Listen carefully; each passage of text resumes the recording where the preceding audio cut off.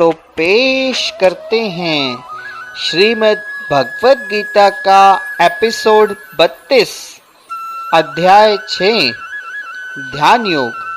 आप सबके पसंदीदा YouTube चैनल गीता ज्ञान के माध्यम से श्रीमद् भगवद गीता के एपिसोड 31 में हमने यह जाना कि अर्जुन भगवान श्री कृष्ण से प्रश्न करते हैं कि इस चंचल मन को अपने नियंत्रण में करना अत्यंत मुश्किल है, तो इतने मुश्किल कार्य को कैसे संभव किया जा सकता है। और मन को वश में करना वायु को वश में करने से भी अधिक कठिन अर्जुन को ऐसा लगता था। तो किस प्रकार से भगवान श्री कृष्ण अर्जुन को उत्तर देते हैं, ये आज के एपिसोड में हम जानेंगे। अध्याय 6 के श्लोक 35 में श्री भगवान कहते हैं, असंशयम महाबाहो मनो दुर्निग्रहम चलम अभ्यासेन तु कौन्तेय वैराग्येण च गृह्यते। भगवान श्री कृष्ण कहते हैं, हे महाबाहो कुंती पुत्र, निसंदेह चंचल मन को वश में करना अत्यंत कठिन है, किंतु अभ्यास और विरक्ति द्वारा ऐसा संभव किया जा सकता है। अर्जुन द्वारा व्यक्त इस हठीले मन को वश में करने की कठिनाई को भगवान स्वीकार करते हैं, किंतु साथ ही वे सुझाते हैं कि अभ्यास और वैराग्य द्वारा यह संभव है। यह अभ्यास क्या है?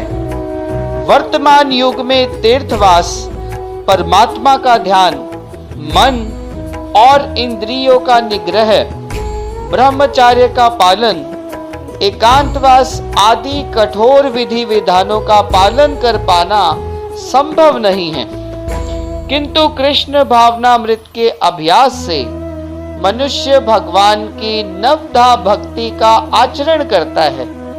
इस नवधा भक्ति का प्रथम अंग है कृष्ण के विषय में श्रवण करना।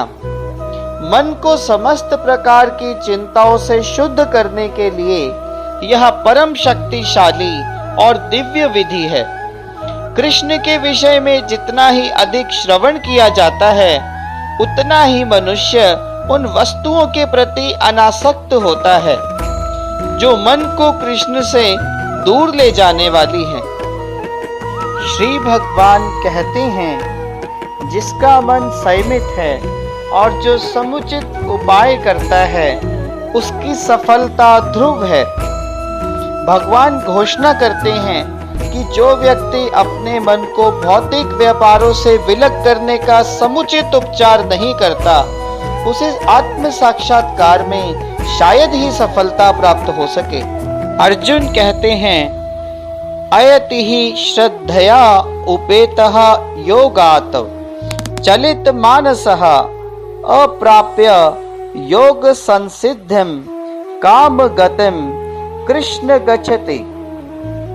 अर्थात, हे कृष्ण, उस असफल योगी की गति क्या है जो प्रारंभ में श्रद्धा पूर्वक आत्म साक्षात्कार की विधि ग्रहण करता है, किंतु बाद में भौतिकता के कारण उससे विचलित हो जाता है और योग सिद्धि को प्राप्त नहीं कर पाता।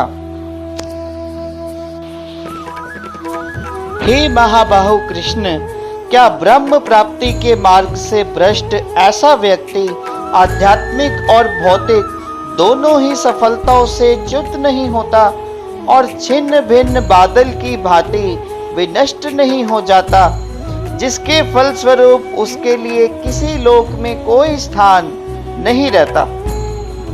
उन्नति के दो मार्ग बताए जाते हैं। भौतिकतावादी व्यक्तियों की अध्यात्म में कोई रुचि नहीं होती, तो इसीलिए वे आर्थिक विकास और भौतिक प्रगति में अत्यधिक रुचि लेते हैं, या फिर समुचित कार्य द्वारा उच्चतर लोकों को प्राप्त करने में अधिक रुचि रखते हैं।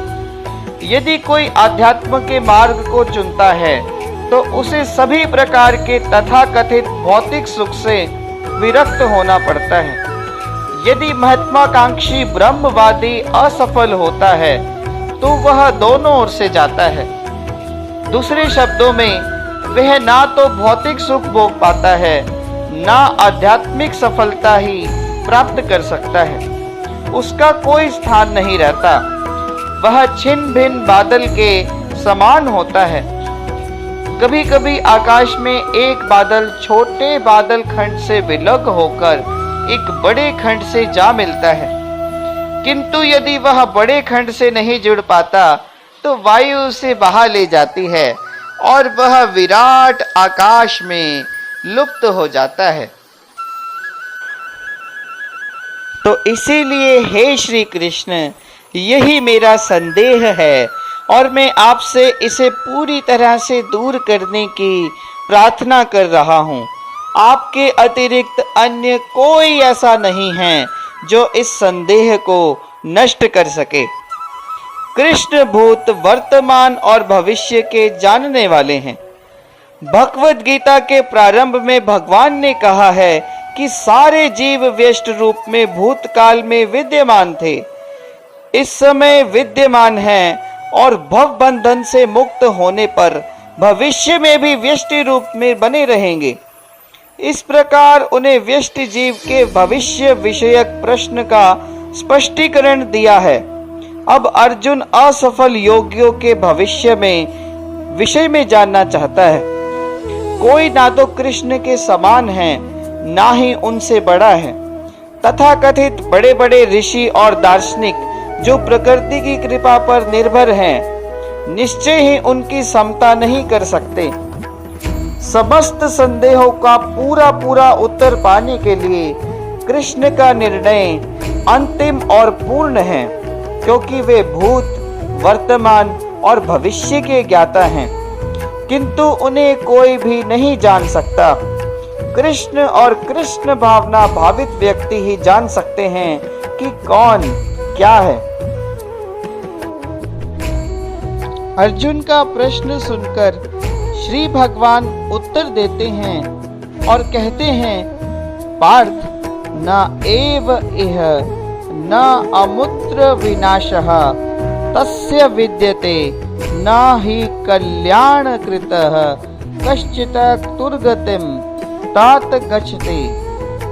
अर्थात, हे प्रथा पुत्र, कल्याण कार्यों में निरत योगी का ना तो इस लोक में और ना ही परलोक में विनाश होता है। हे मित्र, भलाई करने वाला कभी बुराई से पराजित हो ही नहीं सकता।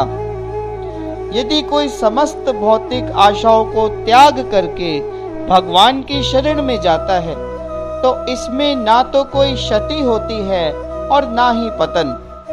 दूसरी ओर अभक्त जन अपने अपने व्यवसायों में लगे रह सकते हैं, फिर भी वे कुछ प्राप्त नहीं कर पाते। भौतिक लाभ के लिए अनेक शास्त्रीय और लौकिक कार्य हैं। जीवन में आध्यात्मिक उन्नति अर्थात कृष्ण भावनामृत के लिए योगी को समस्त भौतिक कार्यकलापों का परित्याग करना होता है। कोई यह तर्क कर सकता है कि यदि कृष्ण भावनामृत पूर्ण हो जाए तो इससे सर्वोच्च सिद्धि प्राप्त हो सकती है, किंतु यदि यह सिद्धि प्राप्त न हो पाई तो भौतिक और आध्यात्मिक दोनों दृष्टियों से मनुष्य को क्षति पहुंचती है। शास्त्रों का आदेश है कि यदि कोई स्वधर्म का आचरण नहीं करता तो उसे पाप फल भोगना पड़ता है। तो जो दिव्य कार्य को ठीक से नहीं कर पाता उसे फल भोगना होता है। भागवत पुराण आश्वस्त करता है कि असफल योगी को चिंता करने की आवश्यकता ही नहीं है। भले ही उसे ठीक से स्वधर्म का चारण न करने का फल भोगना पड़े तो भी वह घाटे में नहीं रहता, क्योंकि शुभ कृष्णा भावनामृत कभी विस्मृत नहीं होता। जो इस प्रकार से लगा रहता है वह अगले जन्म में निम्न योनि में भी जन्म लेकर पहले की भांति भक्ति करता है। दूसरी ओर जो केवल नियत कार्य को दृढ़ता पूर्वक करता है, किंतु यदि उसमें कृष्ण भावनामृत का अभाव है तो आवश्यक नहीं कि उसे शुभ फल प्राप्त हो। तो इसके साथ ही श्रीमद् भगवत गीता का एपिसोड 32 पूर्ण होता है। साथियों, अगर हमारी वीडियो पसंद आए तो वीडियो को लाइक करें, हमारे YouTube चैनल गीता ज्ञान को सब्सक्राइब करें और इस वीडियो को आगे ज़्यादा से ज़्यादा शेयर करें। धन्यवाद।